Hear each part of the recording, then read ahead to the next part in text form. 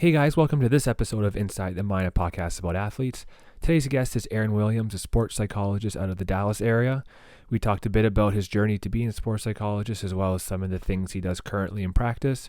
Won't spoil too much of it, so roll the intro.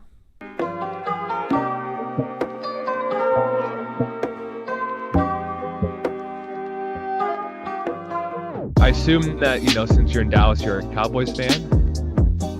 Or no?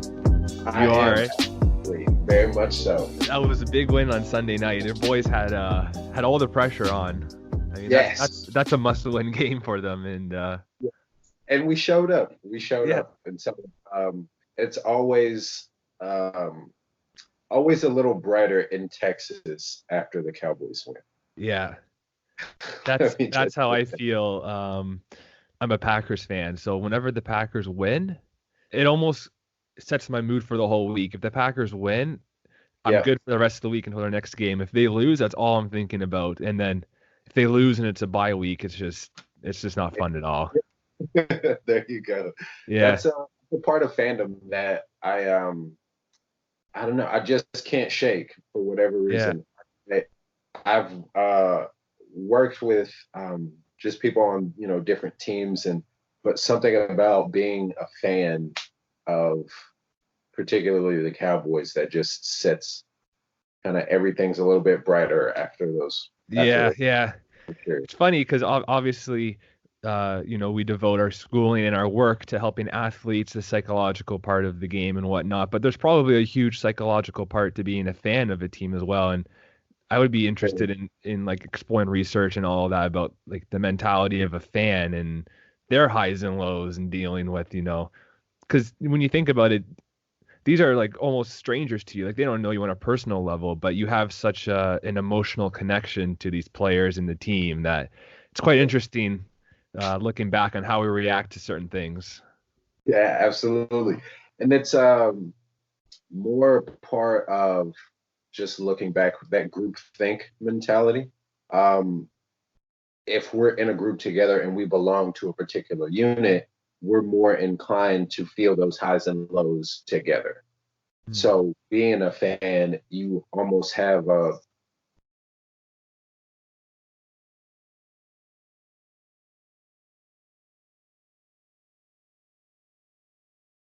I still have you? Oh yeah, you're there. Yeah. Okay, perfect. Yeah. Sorry, I had a call coming through. No Uh, worries. but back to what I was saying, that group think mentality, you almost granted that community by association, by those early associations of growing up with the team. So for instance, most of my family are Cowboys fans. Mhm. And so I remember going through those highs and lows of games together as a family, as we're all cheering for the same team. And so that group think mentality, I think, is definitely still very much so prevalent in fandom. Yeah. Yeah.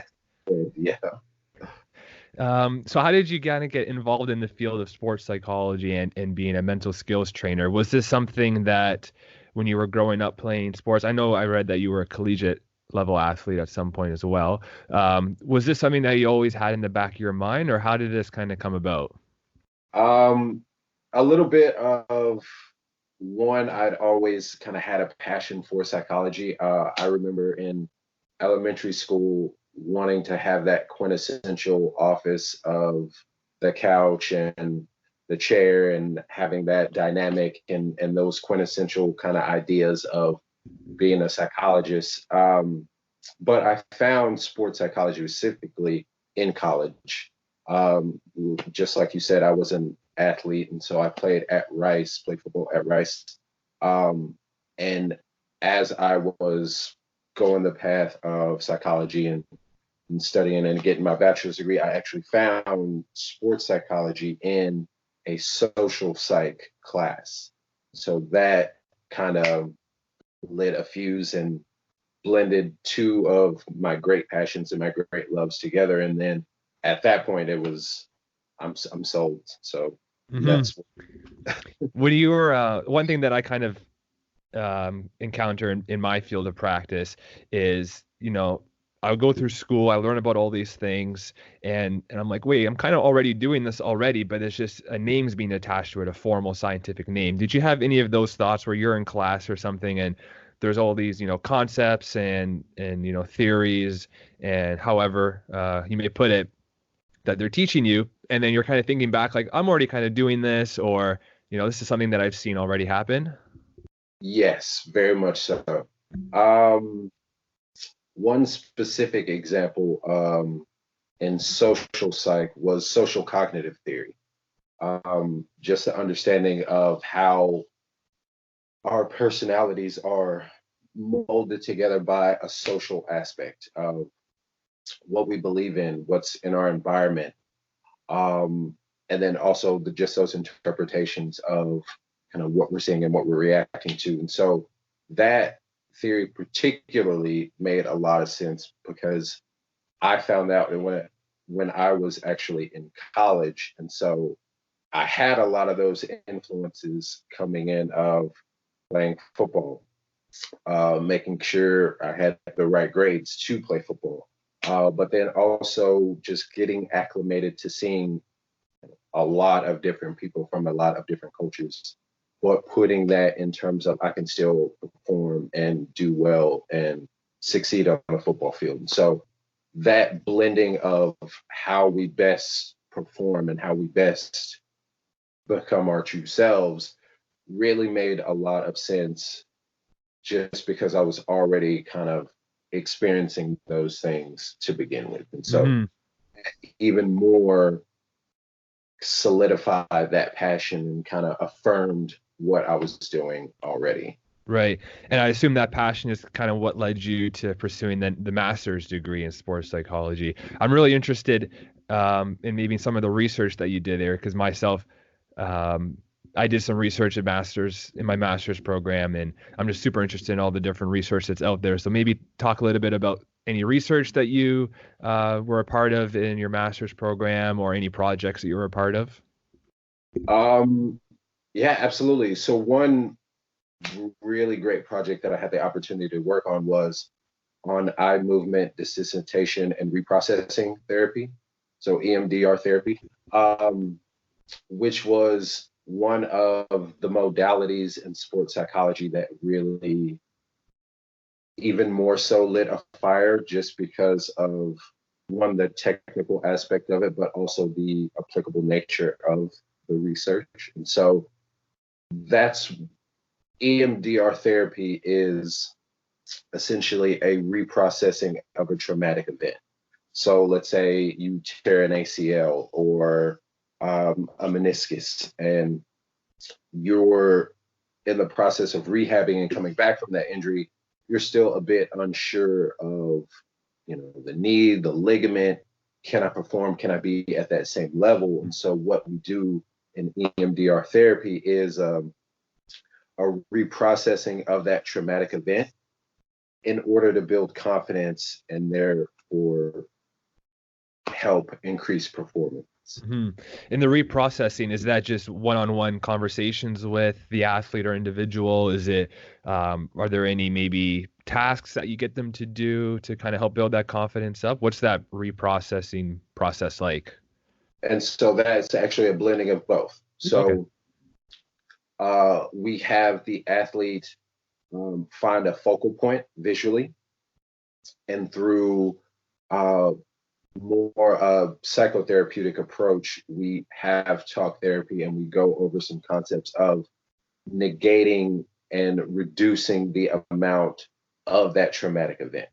So how prevalent that traumatic event is for you mentally and for the athlete mentally, we actually help reduce, that traumatic Yeah. experience and that element. That's something that I wish that I had back in the day when maybe about 5 or 6 years ago, I had torn my pectoral muscle doing the bench So, press at the gym. I was training for a powerlifting meet, and that was a super traumatic experience because at that time, as I was pursuing powerlifting as a sport, the bench press is one of the three big lifts that you have to do. So to mhm, have your pectoral basically torn puts a huge, hold on your process. And in the back of my mind, I was thinking, is it ever really going to be the same again? Am I ever going to get back up to that level of strength or confidence that I once had? And still 5 or 6 days or 5 or 6 years later, still in the back of my mind, I still think those things about the chest. It still doesn't feel right. And even, I don't know if that's physical or mental. I think that's probably both, that you have this perception in your head of maybe what a torn pec should feel like. And if you're already having doubts of it not being fully healed, you might even trick your mind or something, or your mind plays tricks on you and thinking that it's not feeling right, but maybe it is. That's just something that, I have friends even that have torn ACLs and MCLs and whatnot. And I think EMDR, hearing what it is, because I wasn't too familiar with it before you shared a bit about it, is, it seems like one of the best approaches to dealing with the mental side of injuries, which is something I try to shed a lot of light on, is when there's injuries, it's not just the physical rehab, but the mental rehab is probably just as, or maybe even sometimes more important to getting the athlete back to 100%.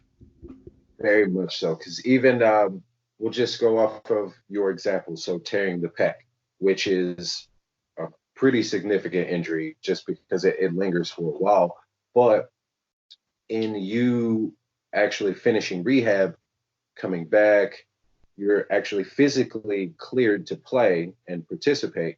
But for whatever reason, you're still thinking of, is it still torn? Does it feel the same way? Am I back to what I once was? And in all of those processes of you're thinking, hey, what is this? If this, maybe that, you're actually not present in the moment. Mm-hmm. So you could actually be on the bench and you're thinking, what if? What could be? Is this something else? As opposed to digging in, getting into the process of that lift. And so in EMDR therapy, we give that kind of apprehension. We classify and quantify that apprehension, and then we work there to reducing it. Mm-hmm. So if you have, right now in your practice, if you have an athlete that contacts you or walks into your company and says, I'm an athlete and I need help, kind of thing, just a general statement, what is your process of identifying what that help actually entails, and then developing strategies or programs that then help the athlete? Okay, so I start with an assessment.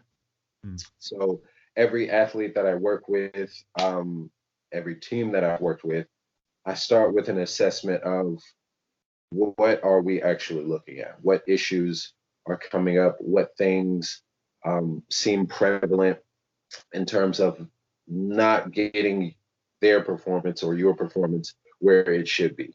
And so that's where we start. Once we've identified those issues on perhaps it's confidence, maybe it's self-talk, it's kind of the prevalence of the practice player. So I'm really good in practice, but when it comes to games and actual performances, for whatever reason, I'm lacking in some area. And so once we've identified those issues, then with the help of the athlete, because it's always a partnership, we draw up a plan. We start with setting really effective goals to see what does success looks like, what does peak performance look like, what goals do you have, either personal or seasonal goals, performance goals, and then we lay out a detailed, individualized plan from there. Mm-hmm. I think setting goals is such an important thing, and especially at the beginning, one thing that I've found helpful is to set attainable goals throughout the process. But I think it's especially important early on, because it kind of builds a bit of momentum to know that you can do certain things and be rewarded for it. And if you're able to build up a little bit of momentum of maybe some easier goals, but still challenging to some degree, and I think in the athlete, it kind of clicks that, there is light at the end of the tunnel. This process does work. And then from there, you just build up momentum until you get to those really challenging goals.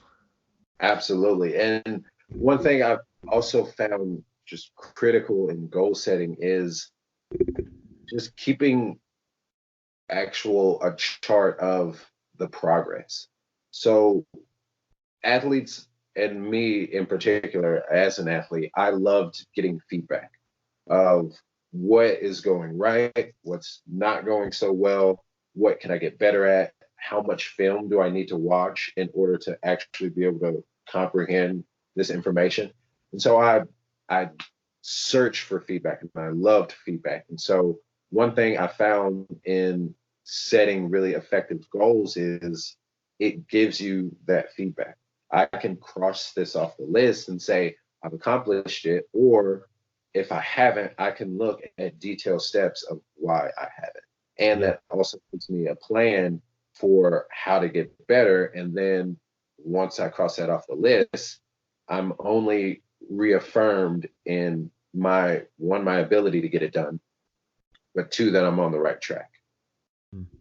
I think even feedback is so important, not only for the athlete, but I think to a degree to the practitioner or the clinician or whoever it may be, to get feedback from the athlete and to look at it more as not so much as a psychologist or mental skills trainer or whatever the title may be, kind of placing them above the athlete, but looking at them as like equal partners and almost as a team.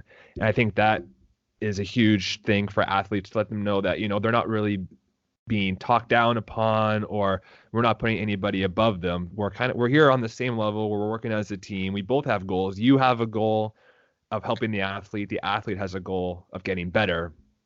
And I think that's just such a huge thing that maybe some people don't appreciate, is a coach or mental skills trainer, psychologist, really working as a team and not kind of as a hierarchy of individuals, of one above the other. Yes, very much so. And I'm glad you said hierarchy, because that's uh, not completely a stigma, but just something that I found, particularly as a practitioner, that has one I had to develop, but it has also helped me get better.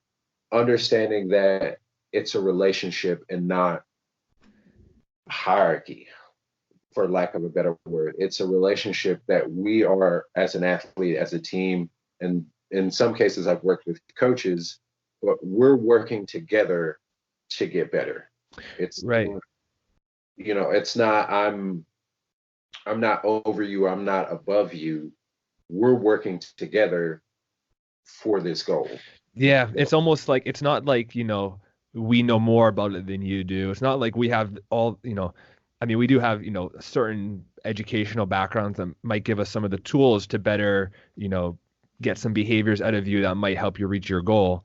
But it's never the case that a practitioner or clinician or whatever feels like they're more entitled to something, or they just, they have all this, knowledge and they're just telling you what to do. It's really just a team of, we're both here, we both have goals for each other and for ourselves. Let's help each other get to them. Athlete helping the clinician, be a better clinician, giving the clinician feedback on maybe some other areas, and then the clinician again, of course, helping the athlete with their goals and providing feedback to them. It should really be a two-way street rather than a one-way street.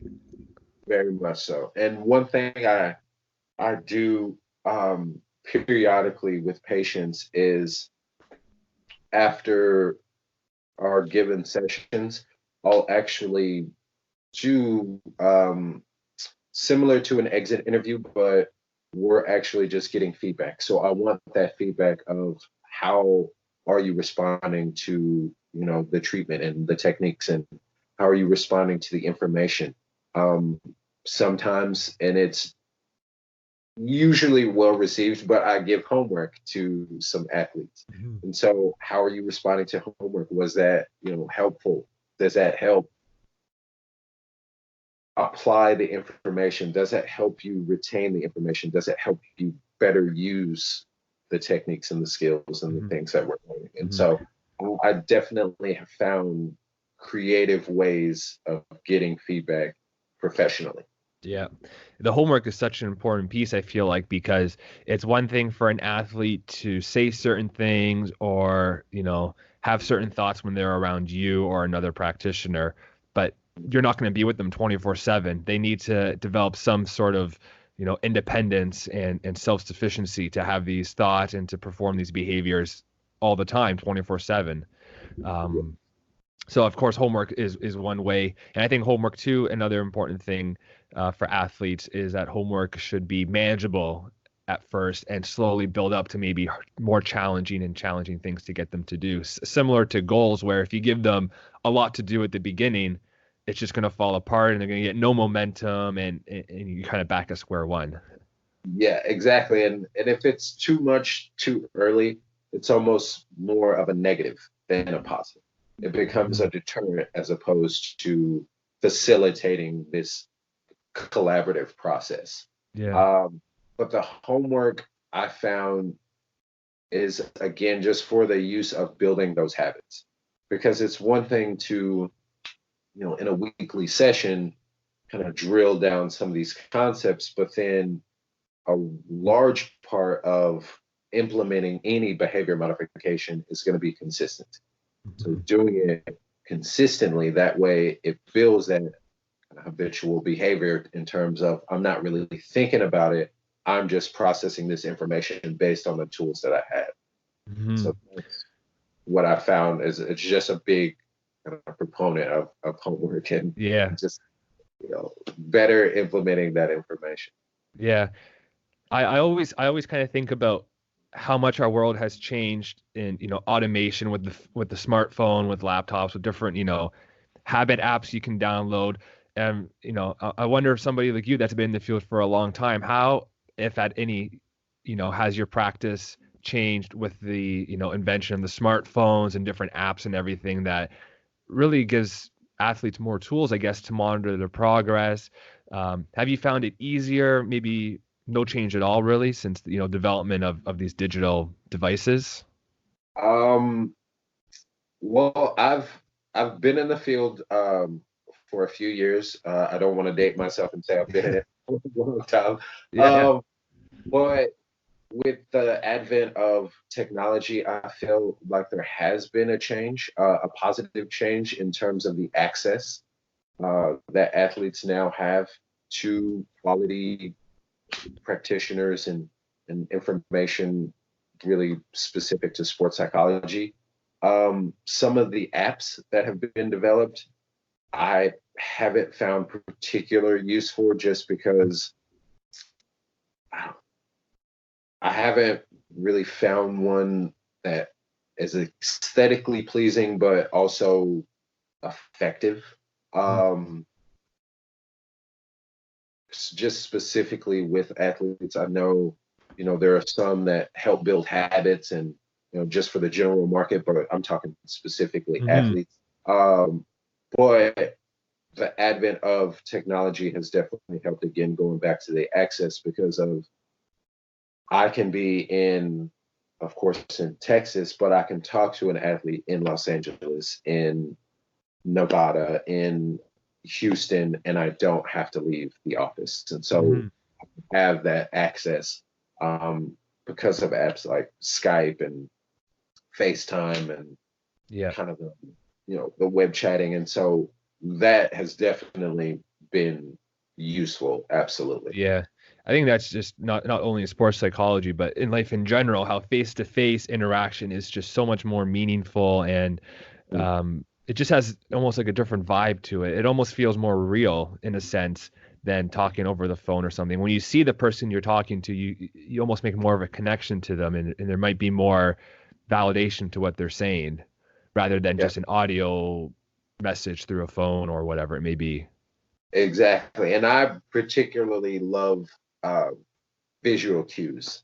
So I'm a sucker for visual cues. And so I I like to have that dynamic of are you responding to this information? Do I need to elaborate on a concept that may not you may not initially be grasping? And so I definitely prefer that Yeah. that Oh, you mean visual cues like the athlete's face? You can read their face and kind of you can get an exactly immediate, I guess, analysis of their level of understanding of what you're saying. exactly. And so I definitely prefer to have those visual cues. And one thing that, again, kind of going back to technology's use, I found that to be very useful in my practices, particularly early on, was having FaceTime and having, the access to FaceTime to really help build that initial relationship, kind of in that partnership and in that collaborative process. Hmm. How do you, because obviously you mentioned you were a football player in college, but when you have other athletes that are maybe from different sports, maybe even some sports that aren't so mainstream, maybe something like golf or lacrosse or something, how Mhm. easy is it to apply, your foundational knowledge of sports psychology to other sports? Is it what's the level of like, you know, that it crosses over the information? I'd say very much so. Um, Obviously not the task specific information because we're doing very different tasks. Let's just take golf for instance. Uh, but the competitive nature of the sport that translates. Competition, wanting to succeed, being goal oriented, being driven, those things translate. And those things I found I can really relate to any athlete in those terms. Mhm. May have played a completely different sport. Um, so, for instance, I worked with a tennis player. I will gladly say that I am not very good at tennis. Yeah. Uh, it's I have a definite respect for tennis players. Um, it's not an easy sport to play, but we can relate to having effective self-talk because the being a practice player still translates. So, for instance, having issues um, in performance, although you perform really well in practice, that translates. Um, Being too harsh of a critic on yourself when you make a mistake, and so then it turns into kind of a downward spiral in your performance because you're still thinking about the mistake you made 2 plays ago. That still translates. So again, we may be doing something completely different physically, but mentally, we're still on the same page because we still want to be the best and we still want to compete and do what we love to do. Hmm. Tennis is such a unique sport, and maybe something like golf and other maybe non-typical sports. They're so unique in that there's no team; it's just the single person. And I've always thought that um, being on playing a single athlete sport, something like tennis or golf, is a lot more mentally taxing. There might be a lot more opportunities, I guess, for the need for some sort of intervention or help mentally. But then I also think about the other side of the equation that there's a lot of mental aspects of the game that they don't get exposed to that could potentially be an issue. Some things like team chemistry, getting along with the team chemistry, stuff like that. So Mm-hmm. it's yeah. So it kind of goes both ways. I've always thought that again, when you're playing a sport where it's just you, there's a lot more opportunities, I guess, for um, you know things to go wrong mentally. But then Mm-hmm. there's a lot of things that they don't encounter, such as teams, chemistry, and stuff. Um, a whole staff of coaches, because of course it's just usually just one-on-one coaching rather than a staff of coaching.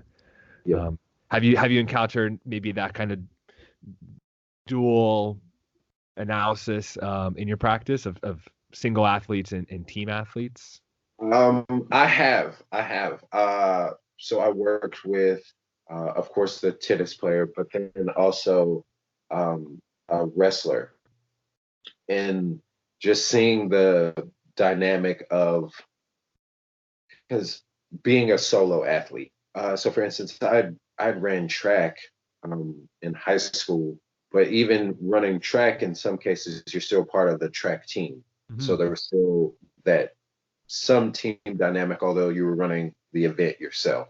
Um, but in wrestling and boxing, for instance, and then also tennis and golf, that solace is really put on the individual athlete. So there can be more pressure in having all the attention on oneself, but there can also be a freedom to that as well. Right. Like a freedom that you don't have to rely on a teammate, you don't have to rely on someone else doing their job in order for us to ultimately all have success. Yeah. And so there definitely is that there or can be that dynamic in being a team and an individual sport. Yeah, it's almost like you can't have any kind of generalizations about what it means to be a solo athlete or a team athlete because every case is so different, Very, such that it really does sometimes take a coach or a mental skills trainer or a sports psychologist or somebody to kind of help hone those skills individual for the athlete because of course there's an abundance of information on the web, which I think is a good foundational starting point for athletes, but that every athlete is unique in and of itself, and it really does take that case by case analysis to identify the areas of strength and weakness and then work on it. yeah, and that's why I start with the assessment Mm-hmm. because every athlete is different, every team is different, and so I just prefer and really love starting with a clear vision of what that looks like. So, what issues are really rearing their head? What are some of the issues that may not be particularly evident in behavior, but are really kind of taking their toll on the athlete? And so, that's one thing that initial assessment gives me is a clear roadmap. And that way, the athlete also can see and can actually visualize those issues of what am I working on? What things are bothering me? What sources, am I getting information from that are kind of not having the best result in my performance? And so, Mm-hmm. again, having that clear start has been huge for Yeah. me. When you're watching sports on TV or you're attending a sporting event, does it ever creep in the back of your mind like, man, if I could just get out there and say this one thing to him? Or do you ever have kind of I guess your educational or practical knowledge kind of seep into the back of your mind and kind of influencing what you're watching? Yeah, it does. It does. And that's one thing that kind of returning to that fandom talk that we started with. It um my professional life and work does make it hard sometimes to just be a fan, Yeah. uh, to watch kind of objectively. Um, but there are instances, just when you see, kind of an athlete and see him or her make a mistake, and next thing you know, they make another mistake shortly afterwards, and I'm in that moment, I'm thinking, what are they thinking? If that makes sense. And so Yeah. my thought process goes to how are they interpreting those past two mistakes, and I am fixated on what they do next. Yeah. I'm just completely curious of how do they respond from that. So yes, to answer that question, my professional life does bleed over in terms Yeah. of being a fan. Yes. How much more of an appreciation do you have since you started in the field of just the mentality of athletes? Because I think for a lot of people, until they kind of experience it, whether as an athlete or a practitioner, they don't fully grasp the mental side of sports. Something like, the quarterback throws 3 interceptions a game, trying to get over that and not and building that confidence back up, or something like, a football athlete or whatever athlete tearing a ligament or something and recovering back from that. How much has your appreciation for athletes, I guess, changed for the mental side of the sport since you've been involved in the field? It's increased tenfold. Um, I was already passionate about sports. Um, I had already had just heroes in sports, Walter Payton and Jordan, and But since entering the field and actually working with athletes, it's increased tenfold. Just the ability of honestly any person, regardless of where their skill level is, to dedicate themselves to a set of goals, to sacrificing, you know, to committing themselves to being better is phenomenal. And there's one quote by another hero, Bruce Lee, um, and he says the great warrior is the average man with laser-like focus, and that's one thing that has stuck with me, and I find incredible in athletes is the ability to have laser-like focus dedicated to a vision, whether that's again going back to that team sport or the individual athlete. It takes laser-like focus to excel, to be good, particularly when you reach a higher level and everyone around you is also good. So that ability is, I mean, it's phenomenal. Yeah. Yeah.